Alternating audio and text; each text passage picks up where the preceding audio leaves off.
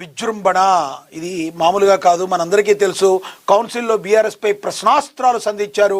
10 ఏళ్ల వైఫల్యాలు కడిగి పారేస్తున్న నేత ఎంపీకి కట్టలు కట్టారని నేషనల్ పాలిటిక్స్లోకి పోయిండ్రు.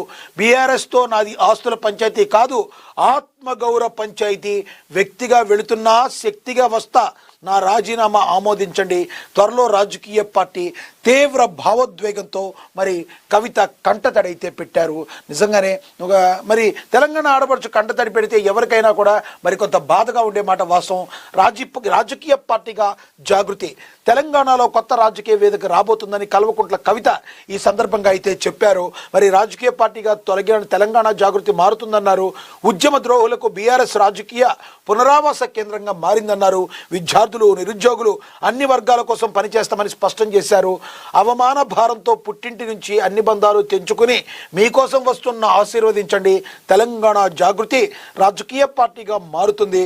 వచ్చే ఎన్నికల్లో పోటీ చేస్తాం. గొప్ప రాజకీయ శక్తిగా ఎదుగుతాను. వ్యక్తిగా సభ నుంచి వెళుతున్నాను, రాజకీయ శక్తిగా వస్తానని కవిత ఒకంత భావోద్వేగంగా మాట్లాడారు. అయితే కవిత మాట్లాడి ఎన్నో ప్రశ్నాస్త్రాలు అయితే బీఆర్ఎస్ను సంధించారు. కానీ బీఆర్ఎస్ దగ్గర నుంచి సరైన స్పందన అయితే లేదు. కవిత అడిగిన ప్రశ్నలకి సమాధానాలు లేవనే చెప్పాలి. ఇక కౌన్సిల్లో కల్వకుంట్ల కవిత బీఆర్ఎస్ను దుమ్ము దులిపేశారు.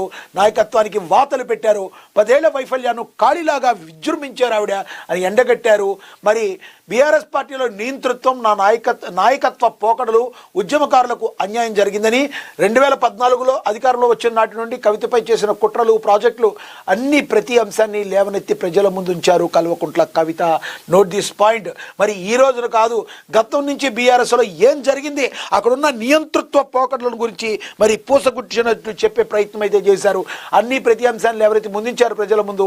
జనం బాట ప్రారంభించిన నాటి నుండి కవిత లేవనెత్తుతున్న ప్రశ్నలు ప్రజల్లో బాగా వెళుతూ చర్చ జరుగుతుండగా కౌన్సిల్లో వీటి నుంచి బీఆర్ఎస్ వైఫల్యాలను సంపూర్ణంగా కడిగి పారేశారు. కుట్రలు ప్రస్తావించి ఇక బీఆర్ఎస్ పని అయిపోయిందని, కొత్త శక్తిగా తాను వస్తున్నానని తేల్చి చెప్పారు కవిత. ఉరిశిక్ష వేసే ఖైదీకి కూడా ఆఖరికి ఒక ఈ కోరిక ఏంటో అడుగుతారు. కనీసం నాకు షోకాస్ నోటీస్ కూడా ఇవ్వకుండా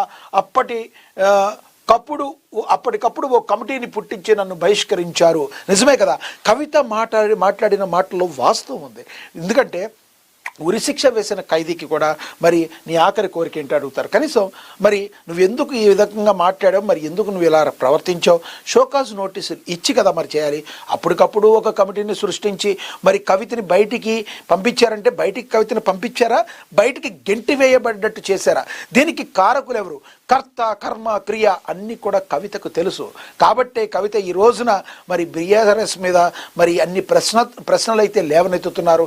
ఓవరాల్గా చూస్తే తెలంగాణ ప్రజల్లో ఇప్పుడు కవితకి కూడా ఒక మంచి సాఫ్ట్ కార్నర్ అయితే ఉంది. ఆవిడ మీద 100% తెలంగాణ ప్రజలు కూడా కవిత మీద మరి ఆలోచిస్తున్నారు.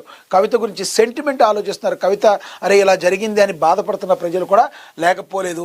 మరి కనీసం నాకు షోకాజ్ నోటీస్ ఇవ్వలేదు కవిత, మరో షర్మిల అంటూ తీసిపారేసిన చాలామందికి ఆమె పెడుతున్న వాతలతో బావురుమంటున్నారు.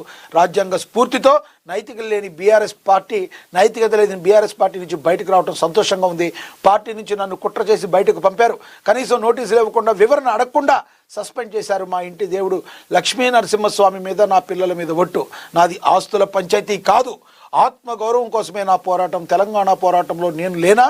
రాష్ట్ర సాధనలో నా పాత్ర ఏమీ లేదా అన్న ప్రశ్న సూటిగా సంధించారు. అదేవిధంగా కేసీఆర్పై కక్షతో బీజేపీ నన్ను జైల్లో పెట్టింది.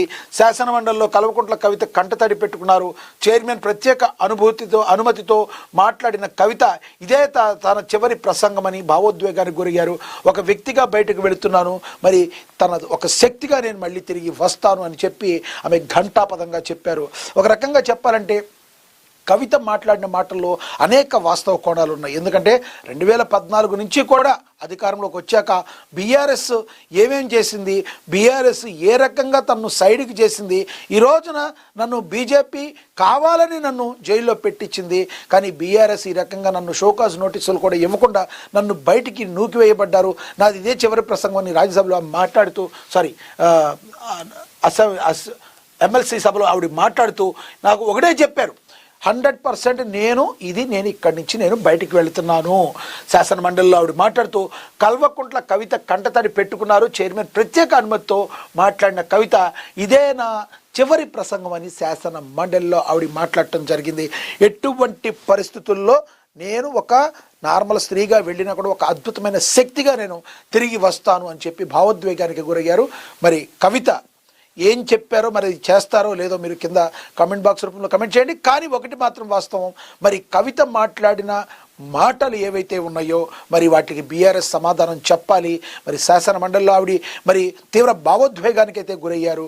మరి కంటతడి పెట్టుకున్నారు. నా కనీసం షోకాజ్ నోటీసులు కూడా ఇవ్వకుండా నన్ను బయటికి పంపించారు అని చెప్పి కల్వకుంట్ల కవిత మరి చెప్పారు. మనకి తెలుసు ఆవిడ బబుల్ షూటర్ అని ఎవరిని మాట్లాడుతూ ఉంటారో, ఆవిడ ఎవరి గురించి మాట్లాడుతున్నారో. మరి ఒక రకంగా మనం చెప్పుకుంటే ఓపెన్గా కేటీఆర్ గురించి, హరీష్ రావు గురించి డైరెక్ట్గా ఆవిడ మరి మాట్లాడిన పరిస్థితి. గతంలో మాధవరం కృష్ణారావు గురించి కూడా కుకట్పల్లి మరి ఎమ్మెల్యే ఎవరైతే మాధవరం కృష్ణారావు అయితే ఆమెను అయితే కుక్కతో పోల్చిన సందర్భాలు ఉన్నాయి. ఈ రకంగా ఉన్నా కూడా ఒక ఖండన రావటం, మరి కుటుంబం నుంచి ఒక సపోర్ట్ రావటం అనేది కవితకి 100% దూరం అయిపోయింది. ఇంకోటి కూడా చెప్తున్నారు, నాకు ఇష్టమైన లక్ష్మీ నరసింహస్వామి మీద ఒట్టేసి చెప్తున్నా, నాది డబ్బుల పంచాయతీ కాదు, ఆత్మగౌరవ పంచాయతీ అని చెప్పి మరి కల్వకుంట్ల కవిత మాట్లాడటం జరిగింది.